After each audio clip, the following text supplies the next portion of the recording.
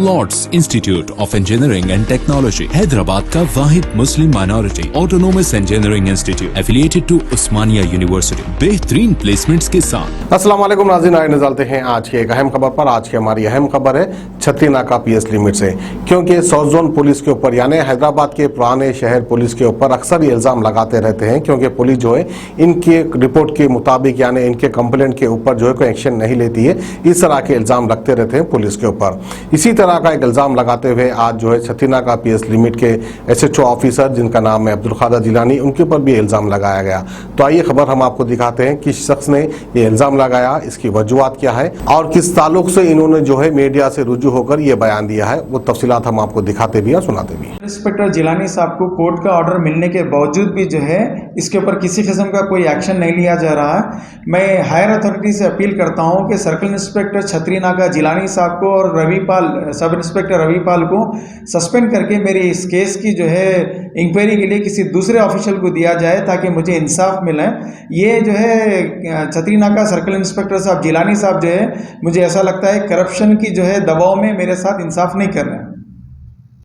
छतरी नाका सर्कल साहब जिलानी साहब से जब मैं मुलाकात करा, कंप्लेंट जो है मेरी, क्यों आप मेरी सुनवाई नहीं कर रहे हैं, मेरे पास सारे सबूत है, आप देखिए सर, बल्कि मैं उनको जब बताया तो बिल्कुल उन्होंने इग्नोर कर दे रहे हैं। मैं कंप्लेंट दिखा रहा हूं तो कंप्लेंट दिख रहे हैं उन्होंने। उस दौरान पे मैं उनका एक वीडियो रिकॉर्ड करा था, आप वो वीडियो मेरा देखिए, आपको समझ में आएगा कि किस तरीके से मेरी कंप्लेंट को इग्नोर किया जा रहा। और उन्होंने बोल रहे हैं कि SI से बात करो। जब मैं SI से बात कर रहा हूँ तो SI साहब बोल रहे हैं कि ये वायलेशन का केस है, चोरी नहीं होती। उन्होंने मान रहे हैं सामान चोरी हुआ, लेकिन वायलेशन का केस होता है, चोरी का नहीं होता, बल्कि ऐसा समझा रहे हैं। जबकि कोर्ट ऑर्डर दी सो है सामान सीज करो बोल के, वरना अगर ये वायलेशन होता तो फिर क्रिमिनल कोर्ट ये ऑर्डर नहीं देती थी।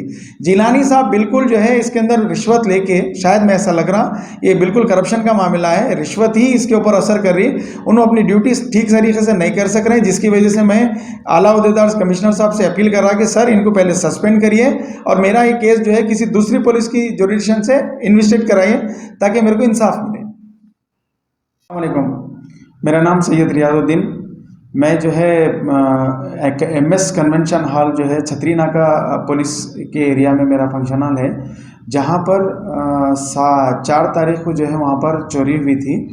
तो 4 तारीख को चोरी होने के बाद में मैं सर्कल इंस्पेक्टर छतरी नाका जिलानी साहब से मुलाकात करा, जहाँ के वहाँ पर उनको सुनाया कि सर ऐसा ऐसा चोरी हुई मेरे पास। तो उन्होंने मुझे जो है 5 तारीख के दिन आने के लिए कहा।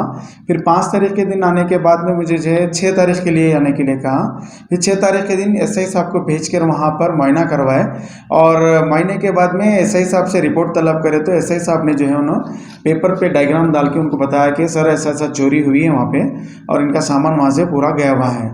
तो सर्कल साहब ने फिर मुझे बताया 5 तारीख के बाद में, 6 तारीख के बाद में 7 तारीख के दिन आने के लिए कहा। 7 तारीख के दिन आने के बाद सर्कल साहब खुद वहाँ पर आए, आके चेक करे। चेक करने के बाद उन्होंने भी माने कि हाँ चोरी हुई, यहाँ पे सामान नहीं है। फिर मकानदार को बुला के पूछे कि भाई क्या है मैटर ये, बोले तो मकानदार साहब जो है अपने रसूखात ताल्लुकात की बुनियाद के ऊपर जो है उनसे बात करके उनकी मतलब जो सर्कल साहब सवाल कर रहे थे उसकी जगह जो है उनसे गुफ्तगू होने के बाद में टोटली मेरे को जो है वहीं पर धमकाना शुरू कर दिया कि अगर इनकी तरफ देखें तो यहीं खोद के गाड़ देता हूँ। मैं बोला सर मैं कंप्लेनेंट हूँ, अगर आप मेरी मदद नहीं करेंगे तो कैसा, आप ऐसा चोर के सामने मेरा जो सामान चोरी करा उनको बोल रहे हैं कि उनके सामने बोल रहे हैं कि आप मेरे खोद के गाड़ देते, तो गलत है ना साहब। चलो तुम PS को चलो, मैं तुमसे बात करता हूँ। बल्कि फिर मेरे को पुलिस स्टेशन बुला के 7 तारीख के दिन एक नॉर्मल जो है एक्नॉलेजमेंट देके भिजा दिया गया मेरे को। मैं बोला साहब मेरा सामान चोरी हो गया, मैं आपको बता रहा हूँ, आप खुद देख रहे हैं कि मकानदार के घर में रखा हुआ है मेरा सामान। वो मकानदार ऊपर ही रहते, शादी खाने के ऊपर रहते। मैं बताने के बावजूद भी सर्कल साहब बोले कि चलो ठीक है हम करते, जो भी करना है हम करते, पुलिस वाले हैं ना, हम निकाल के देते, तुम कहीं को परेशान, PS को चलो बोले। PS को जाने के बाद में वहाँ पर जो है मेरे को एक एक्नॉलेजमेंट दे के भिजा दिए। फिर उसके बाद में 2 दिन के बाद में बुलाया गया। 2 दिन के आने के बाद मेरे को बिजी बताए अपने आप को। फिर 2 दिन के आने बुलाया गया। फिर मैं 2 दिन के आने जब जाने गया फिर बिजी बताए सर अपने आप को। फिर उसके आने मैं मजबूर होकर ACP साहब के पास जाके अपनी तकलीफ सुनाया कि सर ऐसा ऐसा प्रॉब्लम है, मेरे पास सामान चोरी हो गया। तो फिर ACP साहब पूरी बातें सुनने के बाद में सर्कल को फ़ोन करके FIR इशू करने के बारे में इमीडिएट बोले। तो उनके इंस्ट्रक्शन पे FIR इशू हुआ।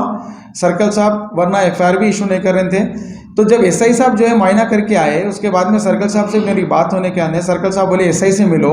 जब मैं SI साहब से मिला तो SI साहब मेरे को बोल रहे हैं कि अगर चोर कोई आदमी या मेरा मकानदार घर पे आके अगर कुफल तोड़ के चोरी करता तो वो चोरी होती। अब जहाँ पर आपका केस चल रहा सिविल मैटर, तो वहाँ पर अगर से मकानदार आके चोरी करा, सामान उठा के ले गया, तो वो चोरी नहीं होती, वो वायलेशन होता। आप कोर्ट में एक ऑर्डर डालो, पिटिशन डालो बोल के मेरे को ऐसा समझा रहे हैं। ये इसके अंदर जो है सीधा सर्कल साहब और एसआई साहब मिलके जो है, मेरे जो ओनर है जो मेरा सामान उठा लिए, चोरी कर लिए, उनके साथ मिलके जो है मेरे साथ जो है बिल्कुल गलत तरीके का बिहेवियर कर रहे हैं। और मुझे इंसाफ की उम्मीद अब ख़त्म हो गई सर्कल इंस्पेक्टर साहब से। तो मैं जो है कमिश्नर ऑफिस जाकर सीपी साहब को ये दरख्वास्त दिया कि सर मेरे के साथ इंसाफ नहीं मिल रहा, मेरे को इंसाफ के लिए आप कुछ करिए, आप इंस्ट्रक्शन दीजिए सर्कल इंस्पेक्टर को ताकि मेरे को इंसाफ मिले। इसके बावजूद भी मेरे को जो है अभी तक मैं वेट में हूँ। और इसके बाद फिर मैं कोर्ट को गया, कोर्ट को जाकर जो है कोर्ट में जो है दरख्वास्त दिया 102 CRPC के तहत। इसमें भी जो है ऑर्डर हुआ कि सामान को सीज करो बोल के। इसके बावजूद भी सर्कल साहब कोई एक्शन नहीं ले रहे हैं। तो मैं मजबूर हूँ, परेशान हूँ, और मुझे धमकी दी जा रही है कि मैं शादी खाने की तरफ नहीं आ सकता, अगर आएंगे तो तुम्हारे ऊपर केसेस बुक कर देंगे, तुम्हारी और जो है तुमको जो है केसेस में फंसा देंगे। मेरे को जो है मकानदार साहब दे रहे हैं धमकियाँ। मकानदार साहब का नाम मोहम्मद शौकत अली है उनका नाम। तो उन्होंने जो है मेरे को धमकियाँ दे रहे हैं। फिर उसके बाद में मेरे को सीपी साहब के पास से एक मेमो आया से डीसीपी को केस फॉरवर्ड करे बोल के। इसके अंदर भी कोई एक्शन नहीं हुआ, काफ़ी टाइम हो गया। अब जब मैं इतने सारे जगहों पे फिर के नाउमीद होने के बाद में, जो हिंदुस्तान की सबसे बड़ी ताकत है मीडिया, मैं आप सबसे जो है रिक्वेस्ट कर रहा हूँ कि मेरी आवाज़ को जो है आला उहदेदार तक पहुंचा के मुझे इंसाफ दिलाइए। मैं काफ़ी परेशान हूं, मैं कारोबार नहीं कर सक रहा हूं, मुझे हर महीना किराया उनको मनी ऑर्डर करना है और मेरा कारोबार नुकसान हो रहा, मेरा सामान चोरी हो गया। मैं बार बार जगह जगह फिरने के बावजूद भी मेरे को अभी तक मेरा सामान नहीं मिला। सो प्लीज़ मीडिया के लोगों से मेरी अपील है कि मेरी इस वीडियो को जो है, मेरी इस बात को आला उहदेदार तक पहुँचा कर मुझे इंसाफ दिलाने की कोशिश करें। जर्मन 10 हॉस्पिटल ऑर्थोपेडिक से मुताल्लिक हर मरीज यहाँ शिफायाब। इनाम याफ्ता doctor Mir Jawad Zar Khan, senior orthopaedic surgeon, advance operation theatre, ICU, digital X ray, laboratory, physiotherapy, pharmacy, sharing और प्राइवेट रूम्स, लेडी डॉक्टर्स और डॉक्टर अर्जुमन सुल्ताना गैनाकोलॉजिस्ट की खिदमात हासिल। वाजबी फीस और मुकम्मल सहूलियात से हजारों मुतमईन। एम्बुलेंस से आरास्ता German 10 orthopaedic hospital, pillar number 150, Attapur, Hyderabad.